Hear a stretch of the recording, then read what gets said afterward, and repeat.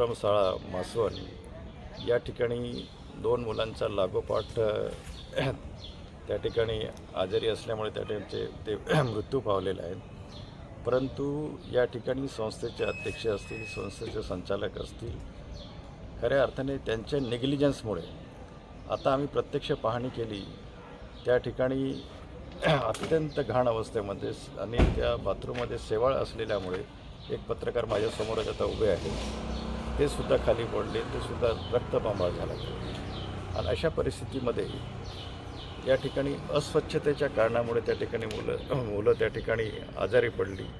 जवळजवळ 13 ते 14 मुलं या ठिकाणी त्यांना काहींना त्या हॉस्पिटलमध्ये शिफ्ट करण्यात आले आणि 2 मुलं ही त्या ठिकाणी दगावलेली आहेत। या ठिकाणी मीही या भागाचा आमदार म्हणून या ठिकाणी शासनाला मी विनंती करतो आहे की अशा संस्था ज्या आहेत, उदाहरणार्थ गडचिरोलीमधलं ज्या पद्धतीने ॲक्शन घेतली शासनाने, त्याच पद्धतीने या ठिकाणी जे संस्थाचे अध्यक्ष असतील, संचालक मंडळ असेल, त्यांच्यावरती कडकचे कडक त्या ठिकाणी कारवाई केली, त्यांच्यावर FIR दाखल केला पाहिजे असं मी या ठिकाणी मागणी करतो। संस्थेच्या अध्यक्षाने अजूनही या आश्रमशाळेला भेट दिली नाही, काय म्हणाले?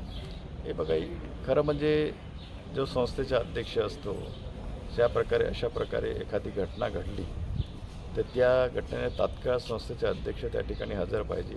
आता जवळजवळ काय माहिती आहे का की 3 ते 4 दिवस झाले, परंतु संस्थेच्या अध्यक्षांनी त्या ठिकाणी भेट दिली नाही, म्हणजे ही एक प्रकारे त्यांची मुजरी आहे।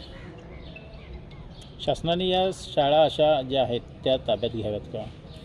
हे बघा, खरं म्हणजे काय की शासन जेव्हा एका मुलामागे 2200 रुपये अनुदान देतं जेवण आणि सगळ्या गोष्टींसाठी, तर निश्चितच शासन एवढा खर्च करते आणि ज्या पद्धतीने एखाद्या वेळेस अशी घटना घडते त्यावेळेस शासनाने ती आश्रमशाळा 100% ताब्यात घेतली पाहिजे। त्यांच्यावर किंवा प्रशासक नेमून त्या ठिकाणी पूर्णपणे शासनाचं नियंत्रण असलं पाहिजे, अशा पद्धतीने